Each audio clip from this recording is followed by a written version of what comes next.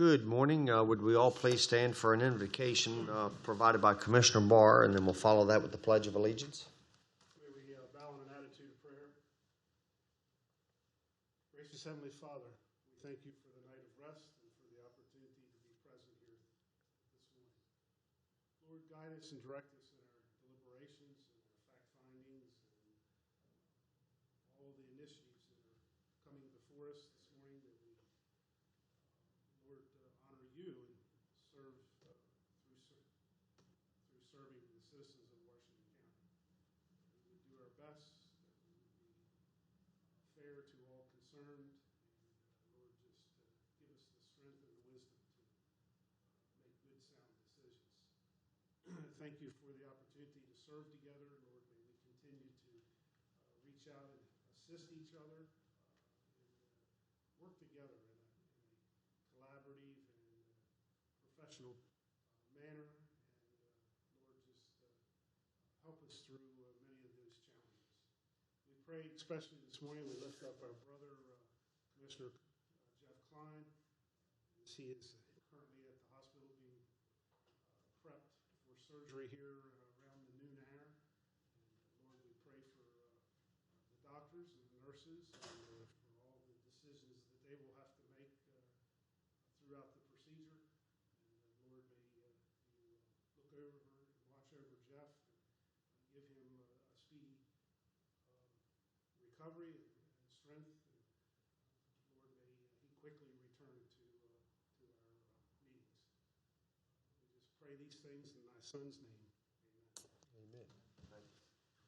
I pledge of allegiance to the flag of the United States of America and to the republic for which it stands, one nation, under God, indivisible, with liberty and justice for all. Thank you. I'd like to call the Washington County Board of County Commissioners July 18th, 2017 meeting to order. With that, I'd like the approval of the minutes for the July 27th, 2017 meeting. So moved. Okay, we have a motion and a second for the approval of the June 27th meeting minutes. Any further discussion? All those in favor signify by saying aye. Aye. Opposed? 3-0. Commissioners' reports and comments. Any reports from the county commissioners this morning? I have a few things I'd like to share. One is, last week I met with the sheriff, Doug Mullendore, and town leadership from Keysville, Sharpsburg, and Williamsport to discuss a plan that was presented to us a couple weeks ago about bringing in a deputy to their community. If you recall, these towns had reached out to the commissioners about maybe having more of a deputy presence in their community. They're not large enough to be able to organize or need a full-time police officer for their own community, but they would like to have a police presence a couple hours a week. And we had that meeting, and I think something will need to be brought before the commissioners here before long, so we can get some details worked out among us. But it was a very positive meeting, and I think the towns were very pleased with what was presented to them.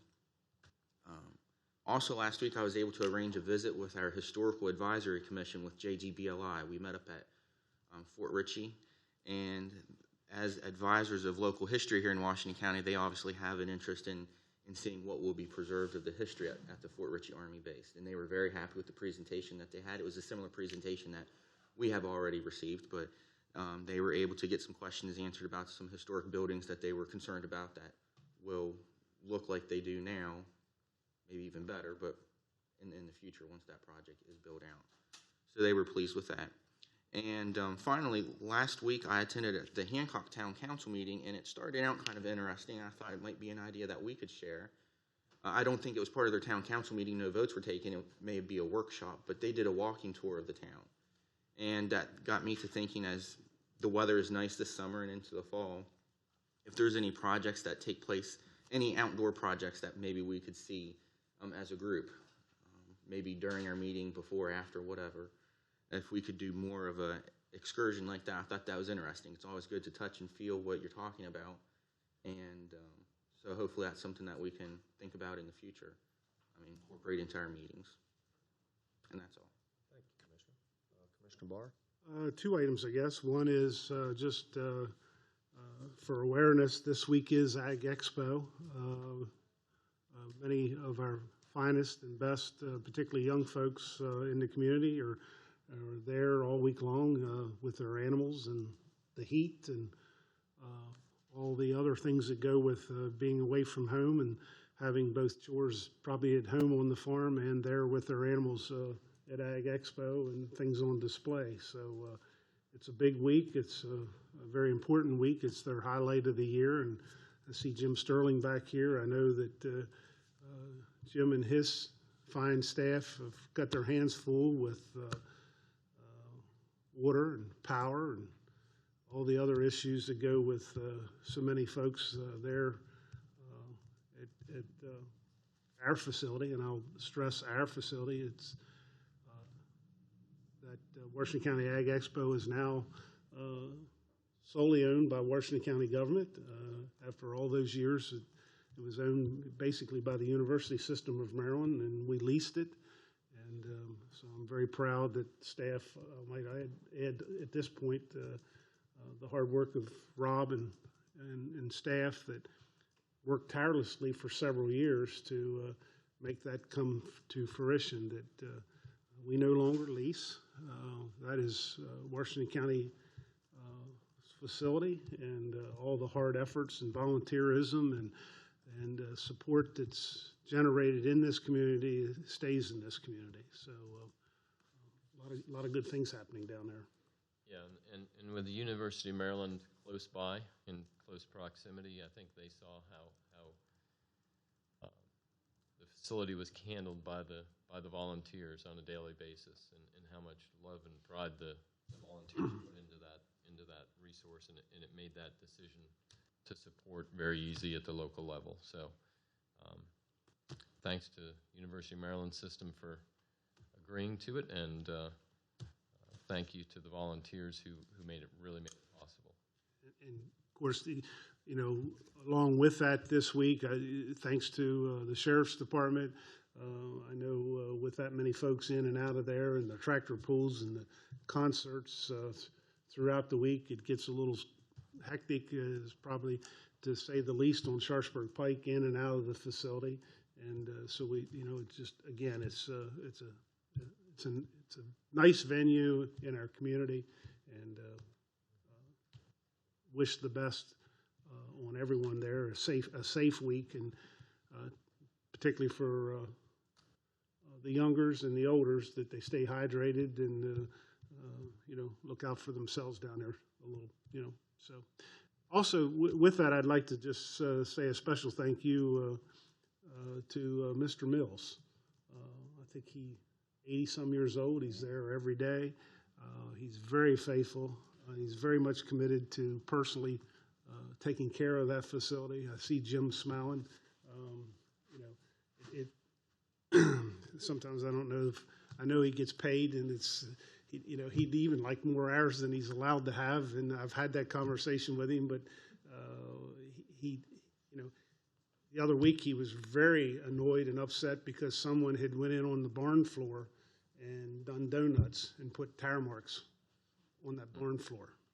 And, he wasn't a happy camper. And he takes care of the place like it's his own. So, and then to follow up with Commissioner Kiefer's comments, I know I've been talking to Rob and Terry, if we can, going forward, maybe even ramp it up and take it a little step further. If we can have some work sessions or go to lunch together. Thing I've shared with Rob, when we are, as you say, when we're out and doing that, it's not only about what we're learning or seeing, it's what others see us working together. They see us walking, talking, supporting local business. When we walk down the street, many times people stop right in traffic, cause almost a traffic jam, but they'll blow the horn, they'll holler out the window. Good and bad. No, I'm just kidding. And so it's good for us, and it's doubly good for our community. So, thank you. Yep, thank you, Commissioner. Okay, reports from county staff.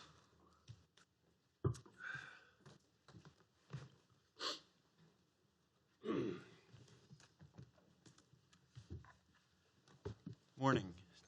Tim Lung, Director of the Department of Plan Review and Permitting, and I have with me this morning Rick Abruzzi. He's Community Affairs Representative for TransSource.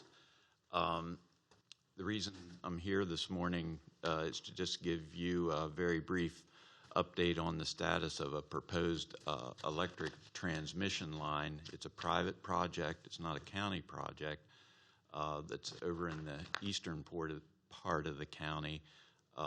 In the coming down, the proposed line will come down from the Franklin County area in Pennsylvania and cross into Washington County, come down through Ringgold area and eventually tie into the existing substation down there just north of Smithsburg out near Mace Auto Body.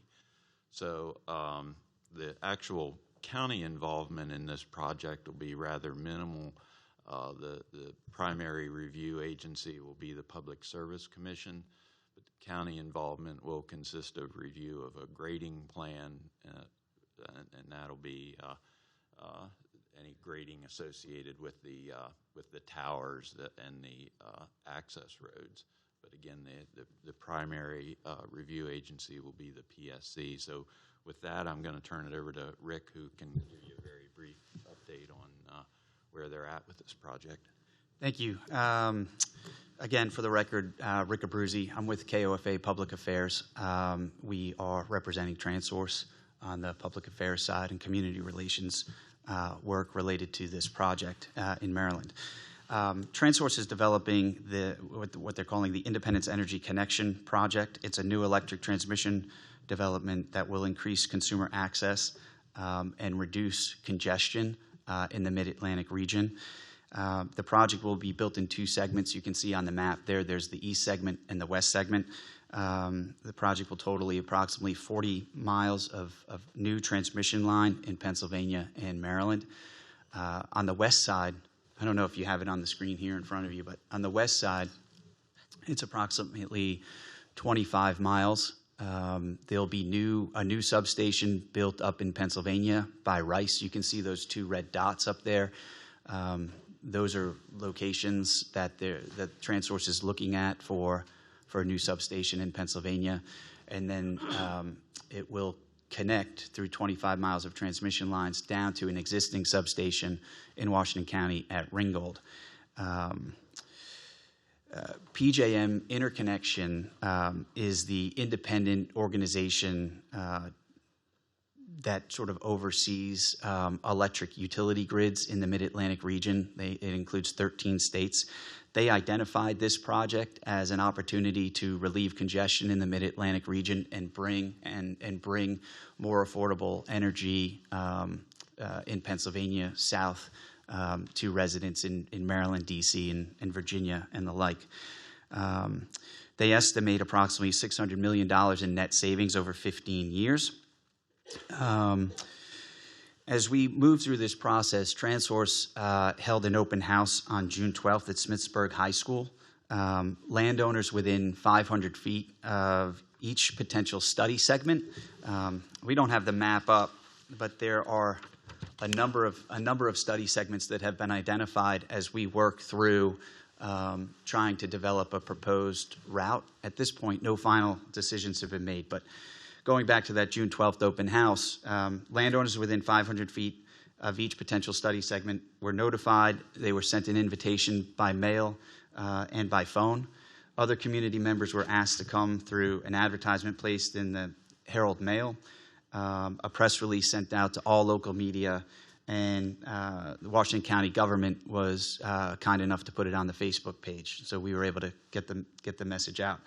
During that open house, we were able to solicit feedback from individual landowners about their specific property and their, anything that they know about their community or their neighbor's property.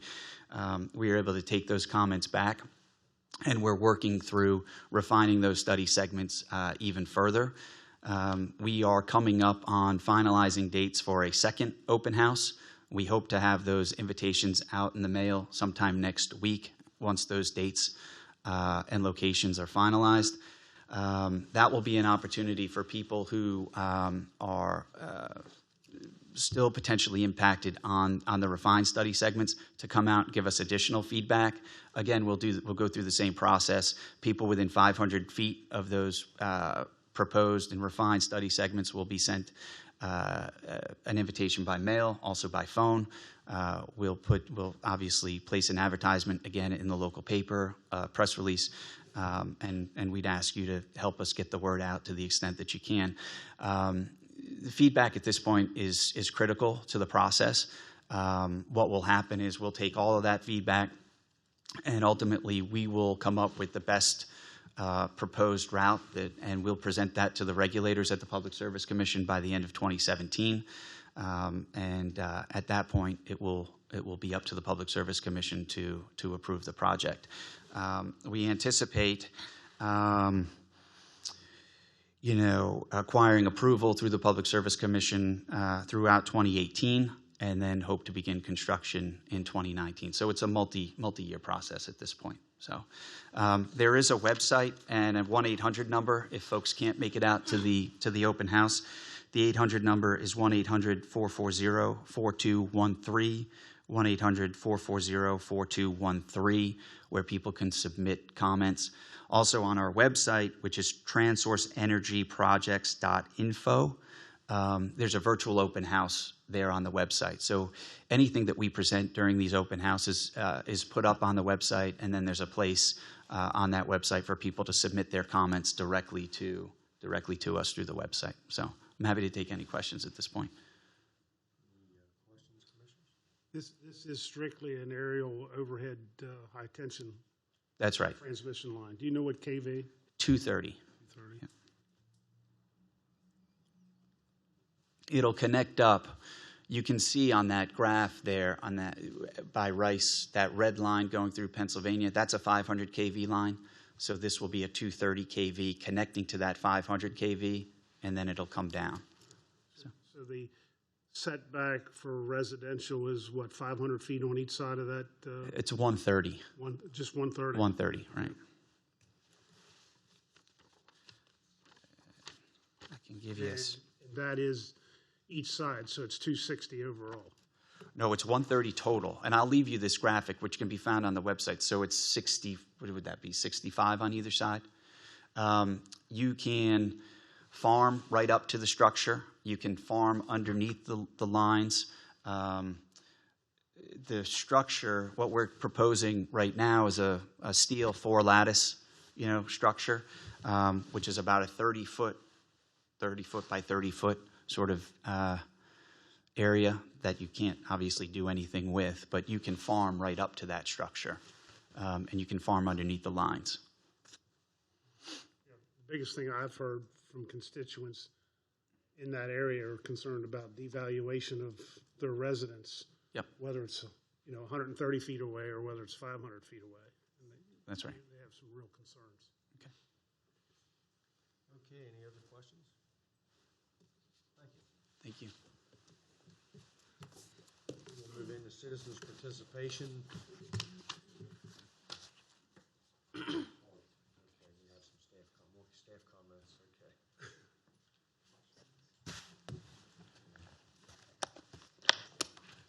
Good morning, everyone. This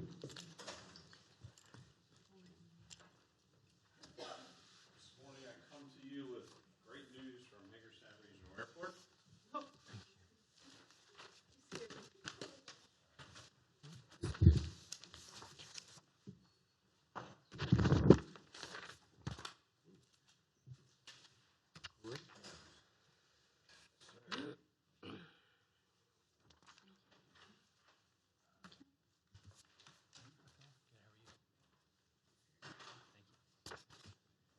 Thank you.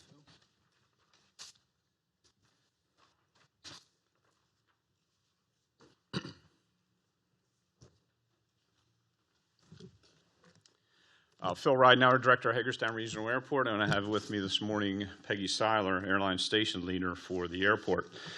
Two pieces of information for you this morning. The first thing, and I handed out to you, in years past, as late as 2015, we had an economic impact study completed through the state of Maryland. It was completed by Martin and Associates and Landerman Brown, and we thought that that was outdated, and we wanted to get the numbers updated. So the Maryland Aviation Administration did not fund the project in this year. So we took it upon ourselves to come up with the funding to have this economic impact study updated. I'm not going to go through the whole study, but if I could turn your attention to the very last page, which is just a spreadsheet, there's a comparison there between what was the 2014 calendar year study and the 2016 calendar year study. Very happy to say that everything has increased as far as the economic impact of the airport for Washington County. The jobs in 2014 were 1,447, and in 2016 there's 1,624. Now keep in mind that that is a combination of jobs as a result of the airport being in Washington County. It generates about 1,600 jobs. That's about a 12% increase. The personal income went from $79 million to $97 million, a 23% increase. The business revenue from almost $109 million to $135 million, 25% increase. State and local taxes, $8.4 million to $10.3 million, about almost a $2 million increase of about 23%. The breakdown in taxes, the local taxes is about $4.5 million, state taxes 5.8 or almost $5.9 million. So the full study is in your hands, and we hope to be able to generate a publication similar to the one that was published in 2015 for the 2014 calendar year. So this is all positive things, and we use this economic impact study very frequently to get the word out to the general public. There still seems to be a little misconception that the airport costs the county a lot of money. This also gives you a good tool to use to prove to the citizens of Washington County that the airport is a huge economic generator for Washington County. So feel free to use that, and once we get the final publication, we will get that to you as well. So any questions on the economic impact study? Fly Allegiant. What's that?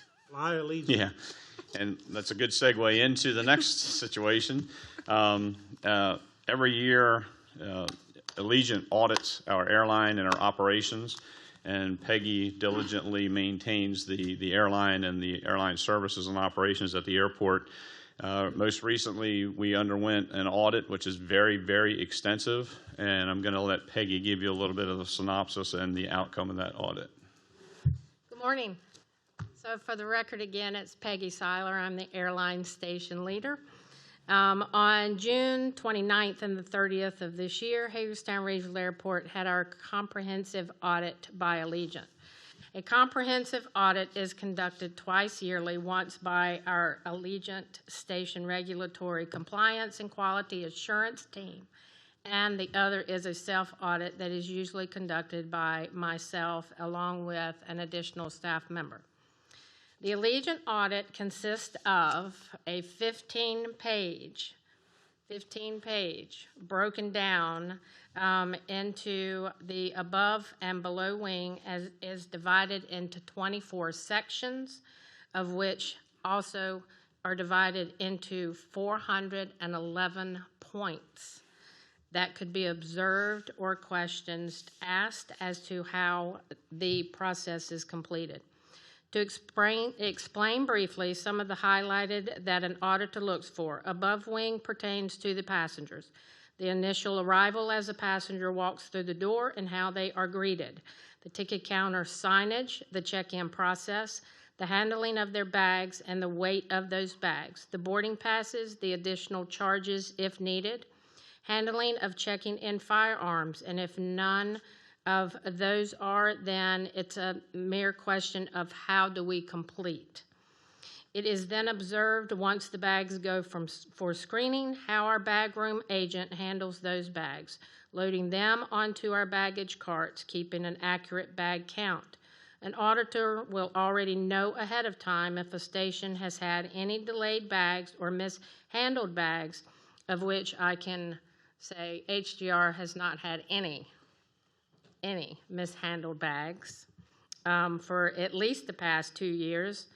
Auditors also observe how wheelchair passengers are handled with needing care, whether it is curbside all the way through our gate or just additional help with their baggage. The gate area is observed as above wing as well, how customer service gate agents process passengers at the gate, checking carry-on bags, processing of gate items, and tagging as necessary, scanning boarding passes, making necessary boarding announcements, and most importantly, keeping the gate area safe and secure. Safety and security knowledge is a huge audit item. Our Allegiant office is on the list in checking our supplies, having items in a secured area for employees only, making sure that access is kept in just that. All flight paperwork is stored in a file cabinet and is audited for correct information and placement of important flight information, making sure emergency phone lists are up to date, accurate, and matches what Allegiant has in their system. Gate service items are inventoried within the freshness date. No expired sodas are allowed for us to have on premises. None are to be given to passengers. Customer service agents as well as our ground security coordinators are quizzed on several bullet points to help the auditor feel confident we are knowledgeable of our jobs and positions. Moving to the below wing, that pertains to the arrival and the departure of an aircraft. Observation is on the lead marshal, the safety observers or wing walkers, and the baggage handler agent. Watching closely how the ground equipment is set up on the secured ramp area moved from one place to another within the allotted perimeter of the aircraft. Observing wings stopped and chalked, to agents doing walkarounds of the aircraft for any debris, citing any damage or potential damage for further flight. Observing speed of baggage carts, even to the minimal of wearing of the seat belts, to making sure no agents are running on the ramp area, as well as having security badges in plain sight. Auditor is taking notes of any possible safety or security hazards for below wing process to be done within a 40-minute span from the times will stop to will start. This is also for passengers deplaning the aircraft. They're watching the unloading of the bags, the passengers boarding, and the bags being loaded. The station is working diligently to get the aircraft in and out within that 40 minutes. As a station leader, it is my responsibility in making sure that not only just an audit day, but any flight day, we are as airline employees in compliance with each and every item on these audits that pertain to our station. I feel it's my responsibility in making sure all airline staff complete their monthly computer-based training, which provides important and necessary information, along with any changes that may be occurring. I hold pre-flight briefings to assure any changes, give reminders of procedures. If having seen anything not being done properly, as a group we discuss to help everyone understand how it is to be done, how Allegiant wishes for it to be done. This year, for about 2 weeks prior to our audit arrival, I would quiz our agents in those different areas using the 15-page audit. And the result of the audit was? We got 100%. That's our second one. And I am happy to report that we are now in our 6th month of running a 100% on-time performance, getting our planes in and out within that 40 minutes, whether we are getting it out on time or early. Congratulations.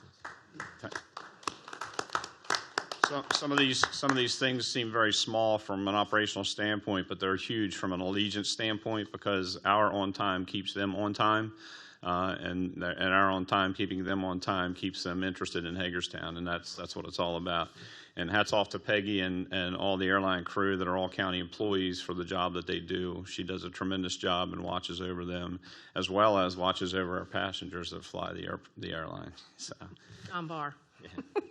Any questions? Thank you very much for your time. Thank you. Thank you. Good job. If you still, I have staff comment before you leave.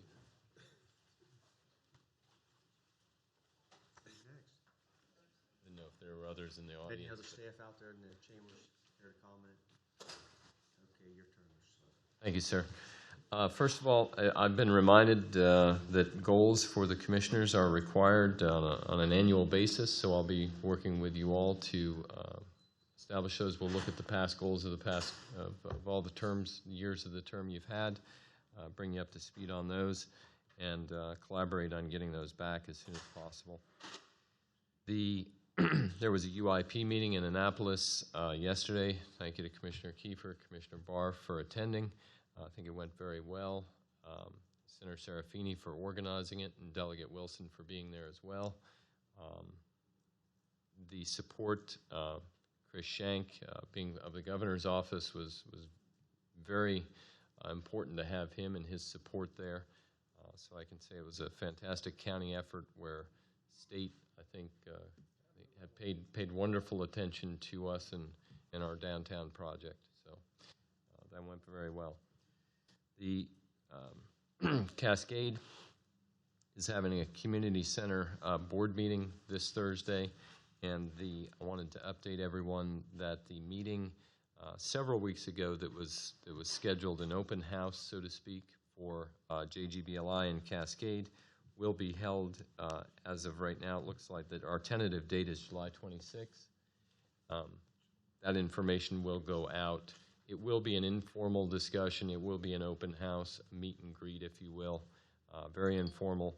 But that is a date, and more information will come out from PR and JGBLI on that. So, our apologies for not getting that date out sooner. You say the 26th? 26th, yes, 26th, July. What was the time frame date? Proposed to be from 5 to 7 p.m. We'll finalize and let everyone know. Again, I want to reiterate, it's a meet and greet. It's an informal open house discussion for both GGBLI to get to know the community and vice versa. And that's all I have. Any other staff comments? I just need the board's approval for discussed in closed session, John Cohill for the Board of Zoning Appeals be approved as a full member and Jay Miller be approved as an alternate member. I make a motion to approve those two members. Second. Okay, we have a motion and a second for the approval of two members. Any further discussion? All those in favor signify by saying aye. Aye. Aye. Opposed? 3-0. Thank you. Anything else? The last chance for staff comments. Any citizens' participation? We have any citizens in the chamber here to participate today? Okay, moving along, Child Support Enforcement Agency Cooperative Agreement Award, Ms. Buchanan. How are you this morning? I'm good. How are you? Good.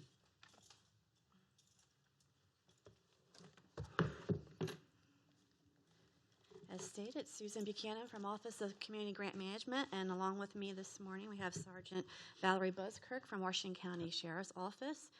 Before I start, I just want to make a note that you do have a revised agenda report.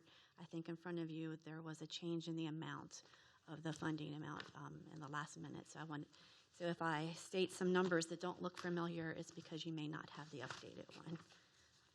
We're here requesting a motion to approve the submission of the application for the Child Support Enforcement Agency Cooperative Agreement to the Maryland Department of Human Resources, requesting a total of $807,631 over a 3-year period and accept funding as awarded by the agency. This agreement will reimburse costs of child support enforcement services provided by the Washington County Sheriff's Office. In FY18, this cooperative agreement's term has been extended to cover 3 years. The application is requesting the total amount of $807,631, which will reimburse the wage and benefit expenses of 2 full-time deputies and provide partial reimbursement of 2 part-time deputies along with 2 senior office associates during the 3-year period.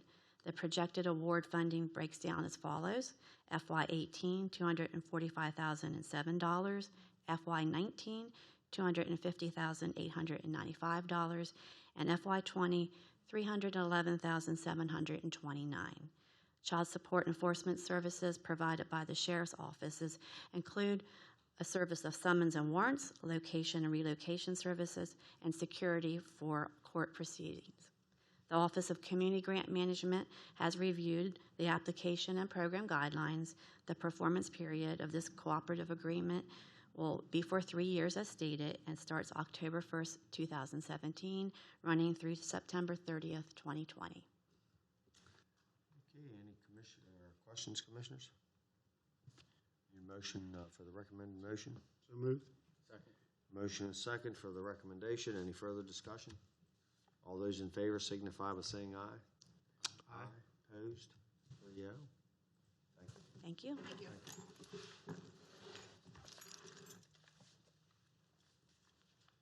A family law fund approval to submit application.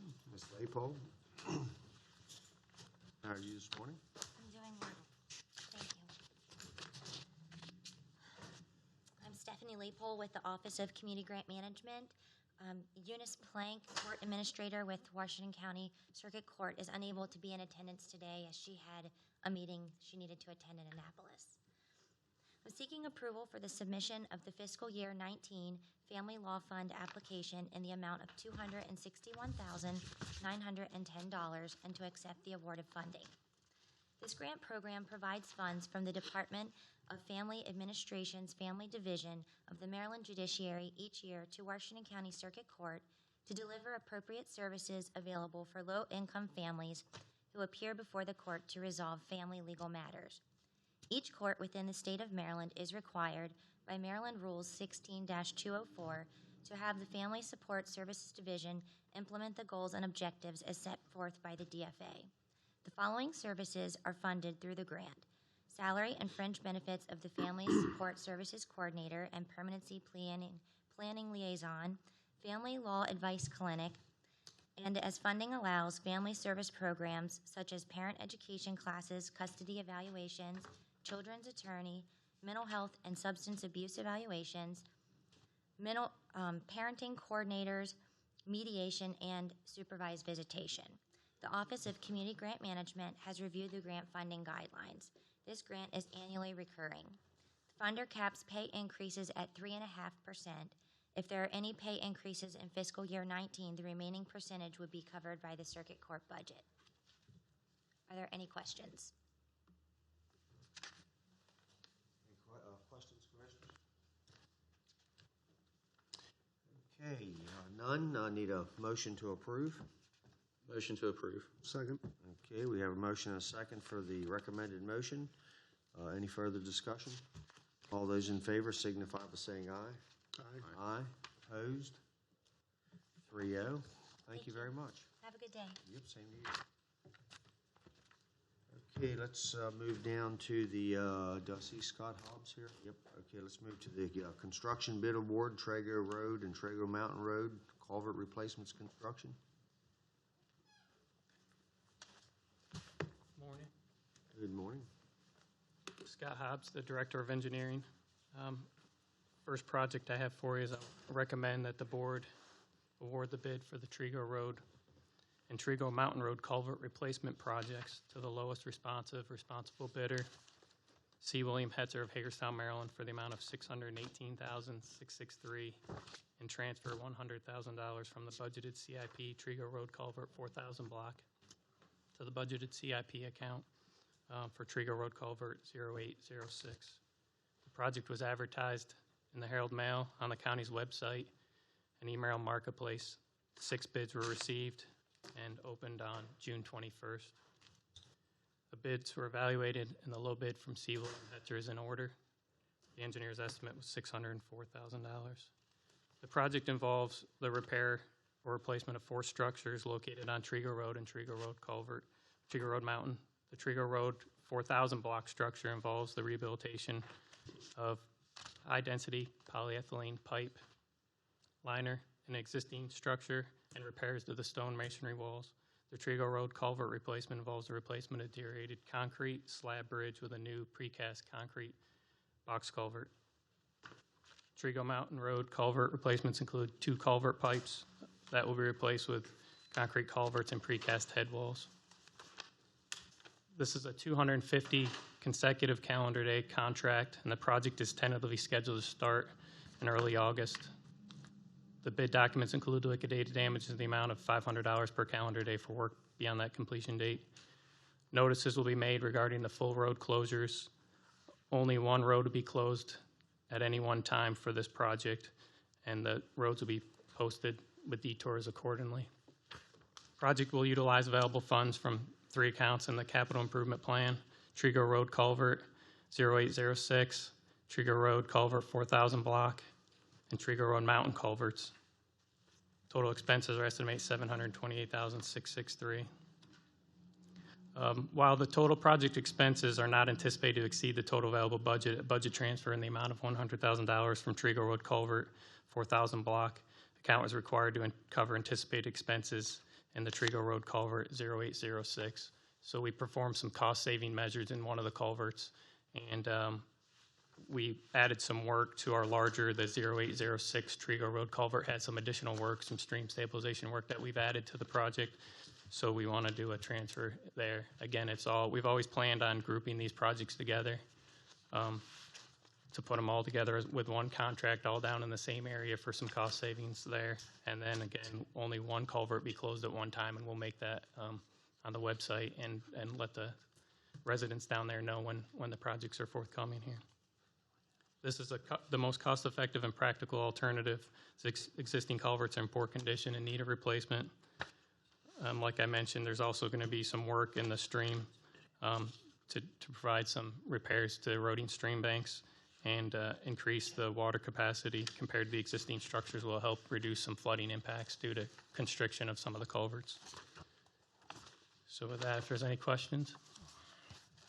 Any questions, comments, commissioners? If none, motion So moved. forward. So moved. Second. Okay, have a motion and a second for the recommended motion. Any further discussion? All those in favor signify by saying aye. Aye. Aye. Opposed? 3-0. Okay, move forward with the construction bid award, the bridge scour repairs contract. Mr. Hobbs. Thank you. I'd like to recommend that the board award the bid for the bridge scour repairs contract to the lowest responsible bidder, Lone Star Builders of Hagerstown, Maryland, in the amount of $192,383. Again, the project was advertised in the Herald Mail, on the county's website, and email marketplace. 2 bids were received on this contract. The staff reviewed the bids. They were in order, and the engineer's estimate, as you can see, is $226,000. The project involves performing scour repairs at 3 bridges in Washington County. The Burnside Bridge road structure involves underpinning the existing foundation with cast-in-place concrete and stream channel grading. The Licking Creek road structure involves underpinning with cast-in-place concrete and riprap, as well as stream bank stabilization. And the McFarland Road structure involves underpinning with grout bags and riprap. All work includes maintenance of traffic and installation and maintenance of stream diversion. This is a 100 consecutive calendar day contract. Anticipated notice proceed is for mid-August, and this project has liquidated damages in the amount of $500 per calendar day for work beyond that date. This, again, is a budgeted capital improvement project with funds available for the work. The existing structure foundations have been determined to be scour critical and poor condition and need of repair. Again, these structures will also, as we do the repairs, will stabilize the existing eroding road and stream embankments. The county goes through a project with the Federal Aid Bridge Program where we have bridge inspections performed routinely every 2 years. It's all documented. And part of the project is to make sure we make improvements with any scour critical bridges so they're safe, again, to carry traffic, but they're at the point where they need to be repaired, and this is the most cost-effective solution to do some underpinning and things to make them stable for the near future. So with that, if there's any questions. Any questions, commissioners? None. Motion to move forward as presented. Second. Have a motion and a second for the recommended motion. Any further discussion? All those in favor signify by saying aye. Aye. Aye. Opposed? 3-0. Thank you. Thank you. A construction bid award, demolition of various properties. Mr. Hobbs. Yes, thank you.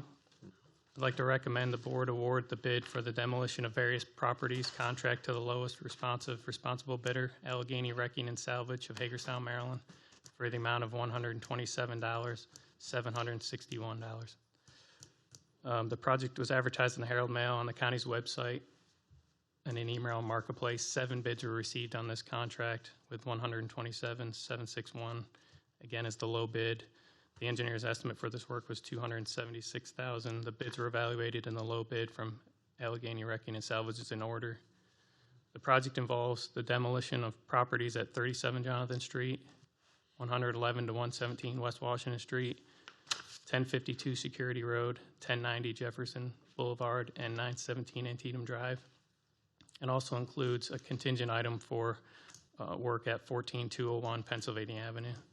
Work includes abatement of asbestos and lead-based paint, removal of hazardous materials, clearing and grubbing, along with the demolition work. Each one of these projects is tied to one of the capital improvement plan projects that we have. Eastern Boulevard Widening has projects at Security Road, Jefferson Boulevard, and Antietam Drive. Currently, we're working with State Highway Administration on Jefferson Boulevard improvements. We have Eastern Boulevard Phase 1 widening, which will expand the road from 2 lanes to 4 lanes here next summer is our plan. But we've been working with State Highway. They were going to come in and provide some widening of Jefferson Boulevard there at Eastern Boulevard. So we're working with them to coordinate that work, make it one project in one time instead of having to come back later on and deal with all the maintenance of traffic involved. So our plan is to move forward with Eastern Boulevard Phase 1 next year. That will be about a year and a half long project, and then move on to Phase 2. The work at Antietam Drive is for our Phase 2 project, and work at Antietam Drive, they'll be widening all the way to the YMCA, and then future will be behind the YMCA all the way to Marsh Pike and Lartiesburg Pike. So we have a corridor plan that's all on the capital improvement plan. Part of the work for Washington Street and Jonathan Street involves the demolition of those properties here and behind the building so that we can make improvements, provide additional parking facilities and some green space back there. So our plan is for later this fall to perform those improvements. And work for the contingent item is at Pennsylvania Avenue. We're in the planning phases of Showalter Road East that will extend to Paradise Church Road, and have a road improvement project plan for, again, in the CIP in future years to extend that project. Part of that is working early on with stages with some of the property owners and even the developer of some of the land out on Paradise Church, where they're putting in a new subdivision, and we're working with them to align the roads so that if we come in the future, we can tie in and have reserved right away for those roads. So again, this is all part of that as a project moving forward. This is a 180 consecutive calendar day contract, and the project is tentatively scheduled to start on August 1st. We're looking to start the downtown locations in behind the building here as the first order of work so that we can provide a project for the parking facilities later here in the year and get that done before winter sets in. No roads will be closed as part of this project, and the contractor will work, like I said, within the right-of-way. There may be some work in behind the building here along the roadways, but all the traffic control will be set up to make sure there's safe passage by. Project will utilize available budgeted funds from multiple accounts in the capital improvement plan, including enhancements, project site improvements, Eastern Boulevard widening projects, and Showalter Road extended. This is the most cost-effective and practical alternative. Removing of buildings and structures will allow other planned and budgeted capital improvement projects to proceed. With that, if there's any questions. I do. Scott, is there any concern with the fact that the delta between the low bid and second bidder, and in light of the engineer's estimate that it's about half of what? No, I thought this would be one of the questions. It's a local contractor. We've done a lot of work with him in the past, and actually just about 3 years ago, I have the bid tabulation in front of me. It was a similar bid results, and we didn't have one issue come up with him. Very diligent. Everything worked out very well for us on that project, and that was a project where we had some demolition of Security Road, again, Robinwood Drive projects, and it was similar in nature of these projects, so we're very comfortable moving forward with the bid amount. And we had to make sure, again, in our estimates that we had enough money budgeted for this moving forward. Well, for the record, I know Allegheny Wrecking, and they are a very good local company. And my question wasn't a disparity on them by any means. It's just as a owner of a firm that does bidding all the time, if I was half of everybody else, I'd be a little concerned. Yeah, So, one thing we saw from his work is that he has a shale pit readily available for his work. So a lot of the backfill costs, he has a reduced rate on that when it comes into it. Being local, again, the manpower he puts on it, he knows how to get these projects done. And like I said, on the last project, we had no issues with similar scope of work. Any other questions, comments, Commissioners? If none, motion to move forward is presented. so moves. Second. Motion is second. Any further discussion? All those in favor signify by saying aye. Aye. Aye. Opposed? 3-0. Thank you. Okay, back to Land Code Dairy Farms Co-op. We'll be rescheduling that. Yes. Okay. So that's going to be rescheduled, and hopefully that'll come back in the next week or two. So, okay, down to the budget amendment, Hancock Public Library replacement. Ms. Greaves, how are you this morning? Good, how are you? Good.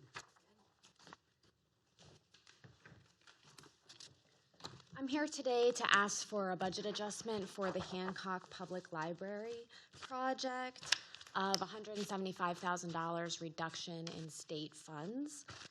This is not because it's not eliminating the budget from the library, just from the county's books, because the library will be receiving the $175,000, not the county, okay? So that's why we have to reduce the budget for the county. It was budgeted back in 2014, and it just needs to be corrected from the county side. Very last one.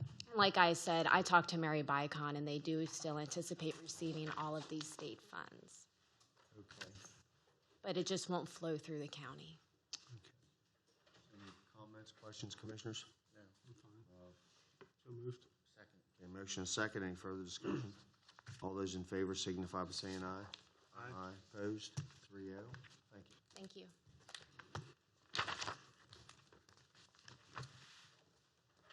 Okay, I think I've covered everything. A motion to go into closed session for reasons stated. So move. Second. Okay, motion is second. Any further discussion? All those in favor signify by saying aye. Aye. Opposed? 3-0. Thank you.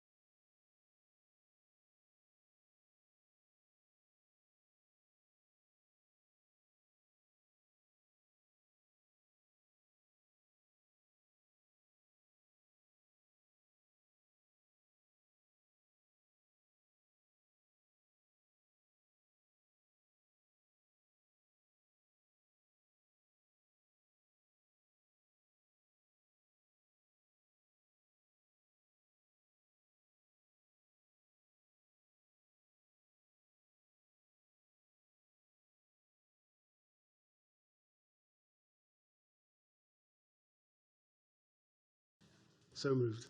Okay, all in favor, aye. Thank you. Okay, let's, I didn't, Mike Sanderson. I'm sorry. At 10:50. 10:50? Yeah. No. If we, We'll take a recess. Okay, let's, back in open session,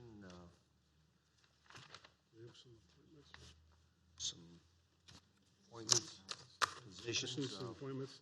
We have some positions that, because of their grade, need to come into open session for the commissioners to approve in open session. My first one is a full-time position that there was an internal candidate, or it was only advertised internally. It's for the position of purchasing director. It's part of the Division of Budget and Finance. And we are recommending that we hire Rick Curry at grade 16, step 6, which goes along with the promotion. And he would start at $72,800. The reason we have an opening is due to the current purchasing director will be retiring August 1st. Karen Luther and Debbie Murray are recommending Rick Curry for the position. He's very well qualified for the job. He meets all the educational experience qualifications. He has the certifications he needs, and he has been with the county for 30 years. I didn't think he looked that old. I don't either. Okay, any comments, questions? If none, we need a motion to approve. Motion to approve Rick Curry. An astounding second. There you go. Okay, motion. He's a good man. Motion and second. Any further discussion? All those in favor signify by saying aye. Aye. Aye. Opposed? 3-0. Thank you. Thank you. Congratulations, Mr. Curry. I will let him know. And secondly, we have another position in the Budget and Finance Department as a senior accountant. We are recommending that the position be offered to Leslie Karcher, who's currently has a CPA. She's working for a current local CPA firm. She has over 18 years of experience with public accounting, tax, nonprofit, and regulatory reporting and government audits. Because of her experience and because of her, that we really want to get somebody who has a CPA in, we are recommending that this person be offered grade 15, step 4, which would be $62,920 a year. And because it's a grade 15, that's why I'm bringing it to you in open session. Any questions, comments? Motion to approve Leslie? So moved. Yeah, second. Okay, motion and second. Any further discussion? All those in favor signify by saying aye. Aye. Aye. Opposed? 3-0. Thank you very Congratulations, much. Ms. Karcher. Thank you. Terry, I'm going to call Michael Sanderson's cell.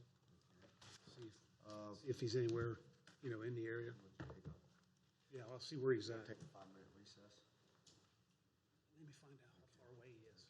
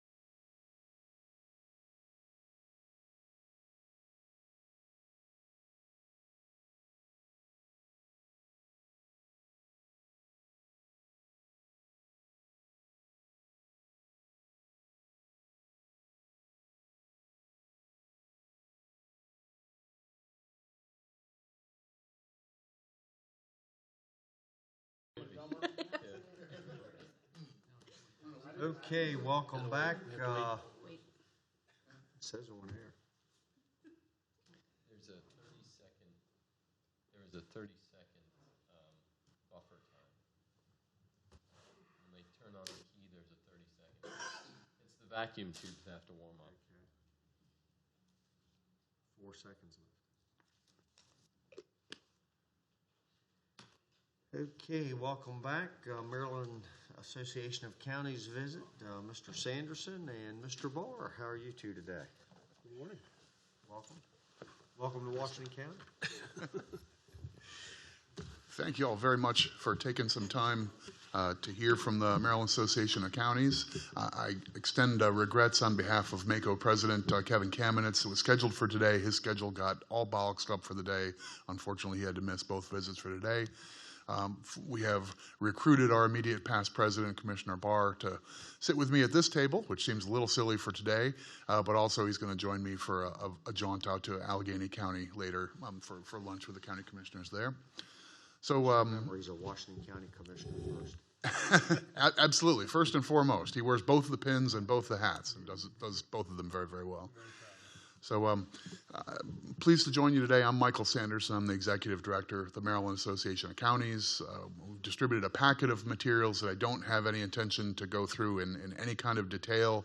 I know you have some other things on your agenda later in the day, so I'll try and spare you the brutal detail, but wanted to take a few minutes and hear the issues that are on your mind. One of the things MACO wants to do each year is visit each jurisdiction and either be on the agenda for a meeting of the elected officials or have some interaction with you all. And just it's a good two-way conversation. We'd like to share some updates from Annapolis and from the association, hear what's on your mind and your priorities, and then anything else from there, I'm happy to discuss as well. I'll talk for a couple of minutes about a few policy issues from Annapolis. I won't go into much detail from this packet. I'll mostly focus on the first page or two.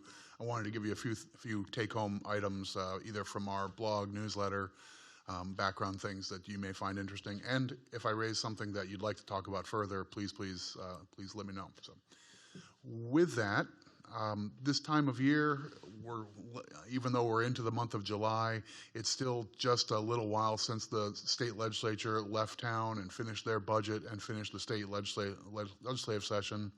This is a good time of year for these conversations.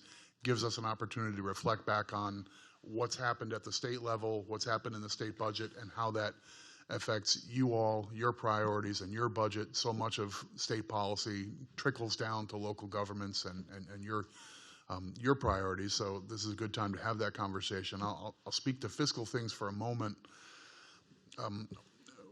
Basically, this looked like it was potentially going to be a tricky year, the 2017 session. Back in the fall of 2016, you may recall the state was writing down its revenues. The official revenue forecast got written down by about $900 million in November of 2016. That's a big enough number for the state to turn what looked like pretty smooth sailing into choppier seas. We're always worried in local government that when the state faces a real fiscal crisis, is that going to mean problems at the county and municipal level? And historically, there have been cost shifts and aid cuts and things like that as part of big budget reconciliation. Fortunately, we didn't see anything catastrophic on the table. We're always worried about the next $100 million crisis. We didn't see anything catastrophic and of that magnitude on the table. So that's a thanks goes to the governor and his staff for not seeing local governments as a big part of a solution. As it turns out, I think the resolution to that fiscal crisis was not a crisis unto itself, if I would. We did see one thing I'll make mention of that was worrisome, and we're happy to have pushed back on. One of the things proposed in the executive budget was shifting 90% of the costs of the state assessment offices back to county governments. Basically, you just get an invoice. We're happy that didn't happen. There's a variety of things that led to that falling apart, but it's about $20 or $22 million a year of a cost shift, which on fiscal grounds is enough to get MACO concerned and get the counties to say this is not a good idea. But I'd also point out, just on a policy grounds, two observations. One is the notion of a state agency where you don't hire and fire, you don't manage, you don't have any say in how the entity is run, you just get a bill for 90% of the costs. You separate decision-making from accountability that way, that's a bad direction to go in general. So I think that was helpful in fending this off. Second, just being practical, if one state agency becomes overwhelmingly funded by a bill back to county governments, that could easily become the sponge to resolve the next fiscal crisis and the next one. What would be the next? Oh, how about the departments of social services? We'll just bill the counties for 90% of those costs too, or something else along those lines. We didn't want that first domino to fall and have this become an overwhelmingly county-funded enterprise. So this isn't a sexy item. It's not a headline grabber, but I think it's a good emblematic thing of this is what you have MACO doing in town on your behalf. The MACO Legislative Committee of elected officials guide our positions on individual bills and policy issues like this. I'm lucky to have a very good policy and legislative team in Annapolis, but our credibility arises from the elected officials guiding those efforts.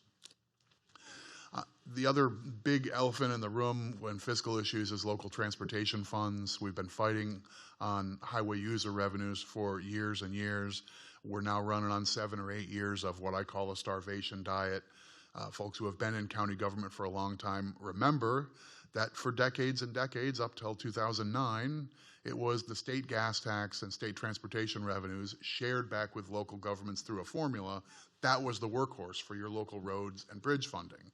Highway user revenue was sort of an article of faith. That's how most states do it. Either you let local governments tax gas and so forth, or in most cases, you put it into a pot and you send some of it back for whoever's in charge of maintaining the roads.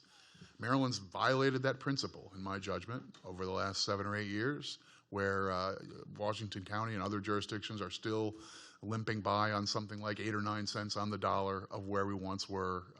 It's not right. It's not fair. Individually, an awful lot of legislators agree with us, but getting things fixed, even passing a multi-year phase-in, is just politically and practically challenging. Still a major issue for us. Out of this year, this is tough. We got, some folks went to bat for us, and the legislature went bat for us and found more than $12 million of extra funds for local governments. All the new funds go to county governments and to Baltimore City. Catching up, sort of the first wave of repair went back to municipalities in particular. So what do you say about that? I think what we have to say is we appreciate the folks who went to bat and found us $12 million. That's no small feat. $12 million is nothing to sneeze at, but this is a $400 million a year problem. So we can't declare victory. We can't spike the football. This isn't the end of the game, but it's a step. And maybe it's the beginning of incremental steps in the right direction. Those are slow steps, but still it's something. So we need to be appreciative and thankful for the folks who helped us, and at the same time, this issue hasn't gone away. I'll make quick mention of a couple other policy issues, and if you'd like to discuss any of these further or something else, I'm happy to get into them. We've been spending lots of time on liability and lawsuit issues the last few years. 5 years ago, I sat before you all and your predecessors and talked about policy issues, and this would not even have been on our top 5 or 10 things to talk about. Each year, it seems like we've had a hostile bill exposing governments to more lawsuits. There's some leadership changes in the legislature and the committees that deal with this. These things happen. So this has been a big fight. We spent the last month of session putting lots of time and effort in to defending and fending off a bill that would have allowed attorney's fees for folks who sue governments, the state and local governments, on a whole wide range of constitutional claims. And our worry is not so much the little case where someone can't get a lawyer because there's no money in it. What we're worried about is the small and medium-sized case where a $5,000 damage issue suddenly becomes about $150,000 in attorney's fees over 18 months. And that is a very common happening in these kind of lawsuits. They rack up over time and so forth. So we don't want the feeding frenzy just for attorney's fees to start driving litigation against government. Hopefully, this is an area where we'll end up with some sort of a compromise and get some of the interests of justice served without those unintended consequences. It's another one, not sexy, not exciting, but a big fight that we engaged in, and a bill that made it to the floor of the Senate with a month to go, and we managed to get it sent back to committee once and defeated on the floor of the Senate again. That's no mean feat. I don't think we've gone anywhere in these visits around the state, talking to your colleagues and counterparts in elected office, where we haven't heard the scourge of heroin, opioids, and drug overdoses and abuse. One form or another is a crisis in just about every part of the state. There's nobody who's not seeing this in the jails, in the workforce, in your clinics and local health departments, et cetera. You're well aware this is a major priority for county leaders everywhere. Two things quickly to say on that. One is we helped with a couple big picture, sort of lots of tools in the toolbox pieces of legislation out of the General Assembly. There's kind of only so much you can do through legislation. Part of what you need is cash.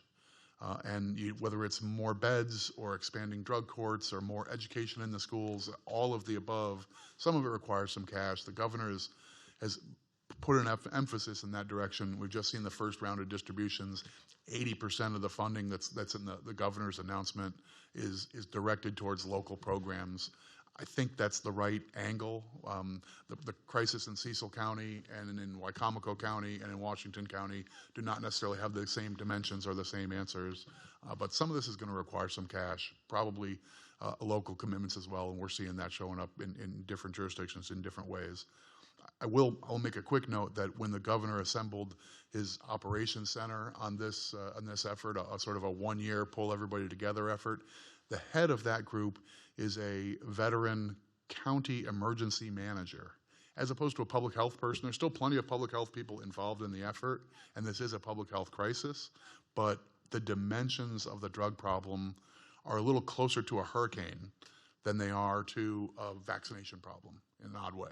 So treating this as a multidisciplinary with the mentality of an emergency situation, I think is the right mentality. I've got a good deal of faith that the effort the governor is leading is going to be helpful, but we have yet to visit a jurisdiction who says we've solved this problem and here's how. So expect a lot of conversation about this topic at the summer conference as well coming up. I'll shift with that as a segue. I'll shift to a quick mention of the August summer conference. A couple of things. I did make a mention that opioids and drug issues will be really prominent. We're going to have a conference-wide opioid forum on Saturday morning, right before the governor's presentation, where at least the leadership of the governor's operations center is going to have basically microphone in the front of the room, a few people queued up to speak, and then we want to hear from county leaders on what do you need or what is working. What can we pick up from Washington County and look at elsewhere, and what could Washington County learn from the Cecils and the Wicomicos and so forth. And also, maybe the state leadership can have a more structured way to hear from counties on our needs and input too. The overall theme for the conference is really centered on economic development. The theme is You're Hired, which has a few different layers to it. Obviously, the promotion of economic opportunity and job development across county is a first piece of that. Second, sort of developing your own workforce and workforce development, education, career training, and so forth is going to be littered in through the content as well. Actually, even the county workforce and doing things like focusing on hiring for public safety, recruiting and retaining millennial employees. I think there's going to be a lot of useful takeaways from the content of the conference, and we're happy about that. I'll also put in a really quick plug to say Wednesday afternoon for folks who are veterans of the Mako Summer Conference. A lot of folks think of Wednesday as the drive-down day, get down to the beach and get settled in and find something to do that afternoon or that evening. If you miss Wednesday afternoon at this year's summer conference, you're going to miss an awful lot. We're having a technology expo for the second straight year. We launched this last year under President Barr's leadership. And last year we had 29 booths, about 400 people, and 4 extra conference sessions, all with a technology flavor and theme that afternoon. This year, Wednesday afternoon is probably going to be twice as big. We're going to have at least 50 booths, presentation from technology vendors and so forth. Some overlap with the main hall. There's going to be a lot of focus on Wednesday as a one-off event. We're co-branding and co-sponsoring that day with the Maryland Technology Council. I think there's going to be an extra energy there that we've never seen before. So Wednesday will be a big day too. With that, I'll take a breath. And if there's anything else you all would like to discuss or ask questions of Commissioner Barr or I, I'll take the easy stuff. I'll pass the difficult things to Commissioner Barr, as usual. But really appreciate your time and attention this morning on I know you have a busy agenda today. You talked about on the one page here, how many bills Mako fended off last session, during the 2017 session. What's a good average number of bills that you fend off? Do you have any idea? This number, we tried to come up with this value this year because what tends to happen in this exact presentation is I hit the high notes. I mean, the last thing you want to hear from me is an hour and a half recitation and go through 70 different bills. And every year I feel like we do a little short shrift of these little odds and ends, picayune things that come to our legislative committee. We realize we need an amendment on that because they didn't think that through. We bring in recycling officers from a large county and a small county. And we say, I know this is a well-intentioned bill, but this is going to mess up single stream recycling here, and it's going to mess up curbside pickup there. That's not what you want, is it? And we get an amendment on the bill, we work it out. So I thought the best way was to try and come up with an add-on. We counted up all the different bills that we either opposed and killed, we amended, we asked for amendments and got the amendments. A couple bills just got withdrawn after we raised concerns, and it came up to 69 this year. I don't know whether that's 10 more or 10 fewer than in a given year, but what I wanted to impress most of all is we're an organization that, whether we like it or not, we play a lot of defense. So each year we pick top issues as our own initiatives, and that's an important part of what we do. But every year there's north of 3,000 bills introduced in every legislative session, and as a practical matter, there's going to be hundreds of them that affect local governments and scores of them that are a real problem. So us sort of clearing out a lot of that clutter is one of the things you're paying us for. We're happy to do that. So I can't tell you whether this number is a little higher or lower than ordinary, but I wanted to highlight that as that's the scut work is actually valuable work too. My colleagues would feel rotten if they heard me use those terms. Okay, any questions, comments? I have a question, maybe more of a comment that you can comment on. Sure. On too. I understand Maryland Association of Counties, Maryland counties, but Maryland's a rather small state, and here in Western Maryland, we're even a little smaller. And I think Washington County is the only county that borders 3 other states, and I think 8 or 9 counties in total in those 3 states. Do you have any relationships with like our counterparts in contiguous counties of the state of Maryland? Because obviously, what one state does really impacts us here in Maryland. In Washington County, where our width is so narrow. Same thing with Allegheny County, where you're going next. Whether it's a competitive advantage for business opportunities or the drug epidemic that you mentioned, we might have a real good maybe solution here in Washington County, but that doesn't mean much if the problem can come in so easily from out of state or out of county. Can you comment on anything in that regard? I'm happy to take a swing at it. I think even though this may be the only county that borders 3 states, and I hadn't thought of that, but I think you're right. I don't think Washington County's unique in having geographical issues that stretch outside the state's boundaries, right? The Eastern Shore of Maryland very much thinks of Delaware as part of their region, and they have some of the same cross-border issues. If you're in Cecil County, much of Cecil County is basically a bedroom community for Wilmington, Delaware, and to some degree up into Philadelphia. So they have multi-state issues as well. I think there's a few things. One is, as an association, we actually work in a regional association with the state county associations across the Southeast. We're part of a Southeastern group. I actually just finished my tenure as the president of that group. So there's a lot of regional exchange there, and I'm actually doing a little bit of mentoring with a new counterpart of mine in West Virginia for the West Virginia Association of County Commissioners. They have a new executive director, and he and I have been talking about connections and so forth there. Some of these things happen locally too. You do local transportation planning around the DC area as part of a council of governments. I'd be shocked if there aren't things that are either formally or informally happening in a place like here. I mean, why wouldn't you be working with the counties, the nearby counties in Pennsylvania and West Virginia and even in the tip of Virginia? So I think it happens at multiple levels. The Appalachian Regional Commission is another piece of that. So I think this happens in a lot of places. MACO's happy to help and foster any way that we can. From Annapolis, we're not necessarily the best instrument for helping Cecil County with their Wilmington issues and so forth, but anything we can help foster, we're happy to. Okay, good. Okay. I have one question for Commissioner Barr. Would you like to put the pin on Mr. Sanders? Sure. Oh, my goodness. Washington County pin.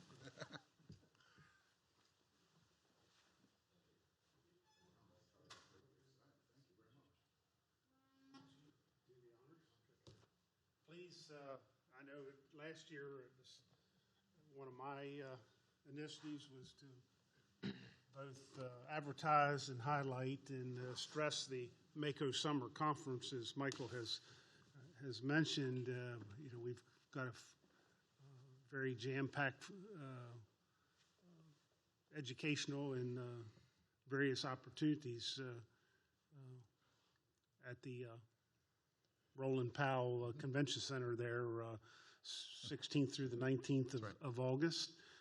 It's very important to stress participation and keep our numbers up. Got a lot of fine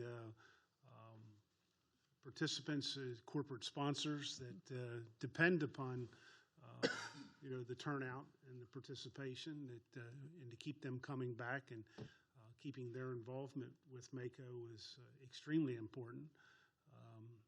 And again, for me, once again, for I guess the third or fourth year in a row, Washington County always has a dinner that I'll miss because I participate with the corporate sponsors dinner for MACO that same evening. So, but look forward to the summer convention. It is the highlight, and again, a lot of learning and a lot of sharing opportunities that take place.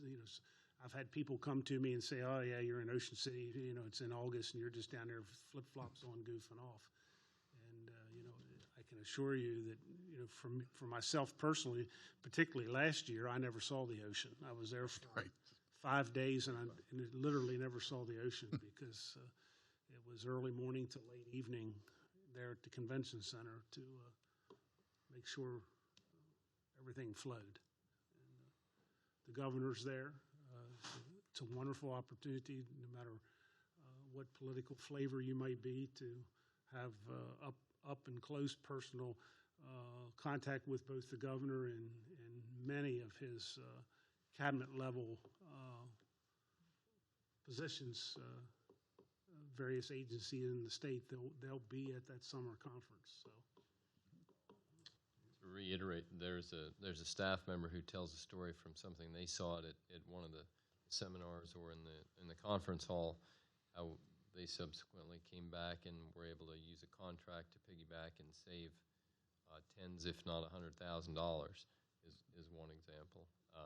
There's another where we had the opportunity to speak to some state government agencies at a meeting down there and get our voice heard. So it is definitely a venue for that, as you say, sir. Okay, any other comments, questions? Again, on behalf of Washington County, thank you for everything you do for all of the counties, in particular Washington County. And I know we have our ace in the hole, so For sure. Thank you, Mr. Barr, for representing Washington County and doing all you can for us. So I'll be heading out with Michael from here, and we're heading up to meet with the Allegheny County Commissioners, and so wish everyone well at Happy Campers Day and hand out the T-shirts to the kids there at the park. And Any pins that get pinned go below the county, the Washington County. That's pin, how it though, goes. from here on out. I wear them equally, I think.